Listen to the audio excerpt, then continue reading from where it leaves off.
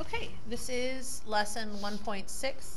It is on transformations of graphs. Transformations basically means how we move graphs around, moving them left and right, up and down, reflecting them over the x-axis, reflecting them over the y-axis, and then also something that the book calls stretching and shrinking. I'm going to give it a new name, but that's what transformations are. Now, I want you to disregard the textbook directions to make a graph. Do not graph. All I want you to do is tell me how the graph moved from its original function f to its final function g. Did it move left 5? Did it reflect over the x-axis and then move down 3? What did it do? Just to quickly review horizontal and vertical movements. Vertical movements are indicated by taking something like x and changing that to x plus 2. Thus taking the original graph and moving it up 2. Or, if you have x squared and you change it to x squared minus 3, you've taken the original parabola at x squared and moved it down 3.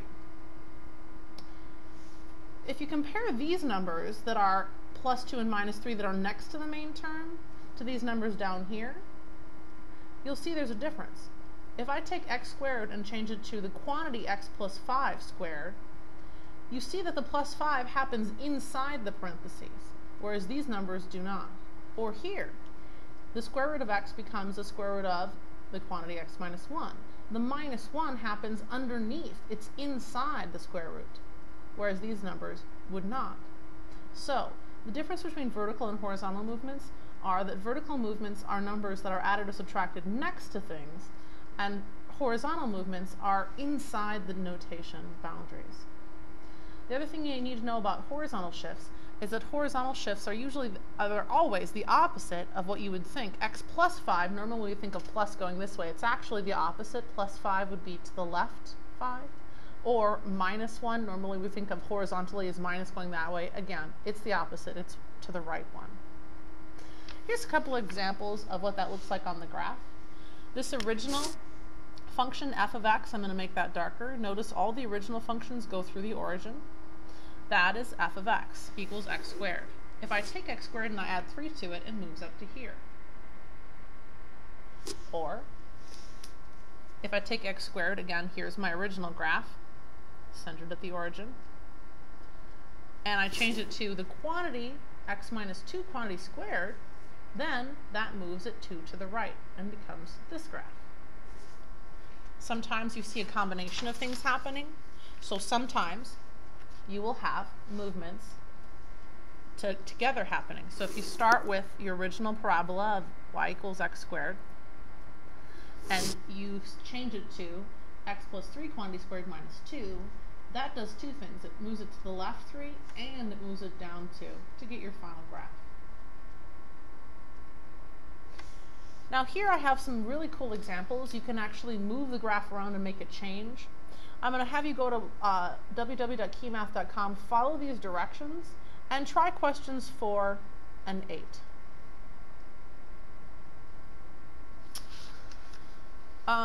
Combining the vertical and horizontal shift. This is another example. Here you changed it from the absolute value of x to the absolute value of the quantity x minus 6 and then minus 4. So this is your original graph, centered at the origin, right there. And then it was moved 6 to the right. Did I say left? I meant right. And then down 4 to make your new graph of g of x. That's this one. So that's moving vertically and horizontally. Now let's look at reflections. Reflections occur where something all of a sudden becomes negative. So, as you can see, I have two equations. I have almost exactly the same thing over here as over here, but on this side you see that x is negative. So what happened is I took this graph and I flipped it across the y-axis simply by making the x negative. That is a reflection across the y-axis. Now, if the x isn't negative but the whole thing becomes negative, as here, the whole thing becomes negative, then that is a reflection across the x-axis. It gets flipped upside down. So, whole thing is negative is a vertical flip across the x-axis. Just the x itself being negative flips it horizontally across the y-axis. And then the third, or I should say fifth way of transforming a graph would be to make it narrower or wider. And the way that that happens is you take a graph like the solid one here, which is that, and you multiply it by 3.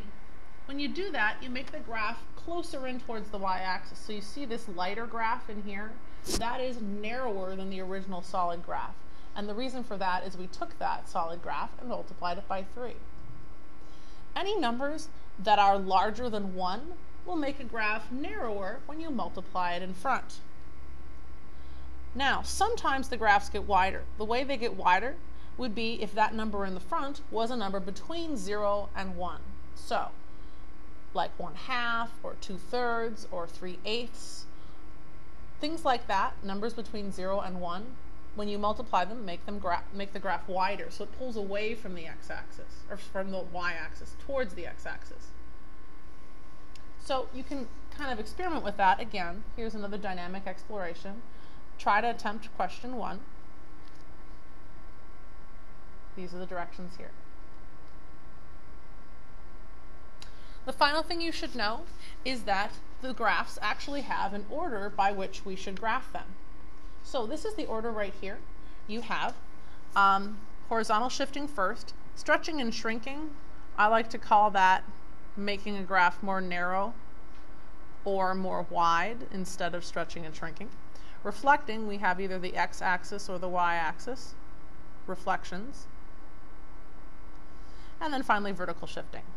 So for example, if I start off with f of x equals x squared, and I want to graph g of x equals -2 times the quantity x plus 3 squared minus 1, I have 4 things happening here.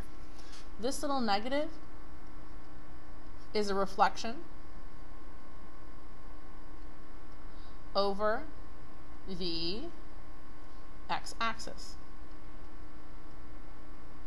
The 2 makes the graph more narrow. The plus 3 here moves it 3 to the left. And the minus 1 moves it down 1. Now, we don't just do these from left to right. We're going to do them in order. Horizontally, we're going to do left 3 first. So let's just draw this out.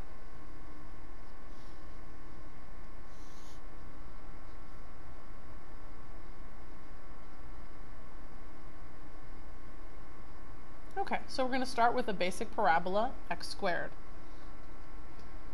Step 1, do the horizontal, move it 3 to the left. 1, 2, 3, ends up right there. Now, step 2 is making it more narrow.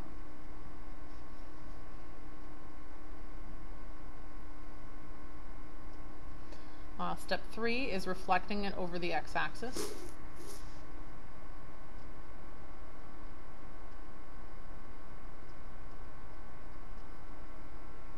And then finally, we're going to move that whole thing 1 down.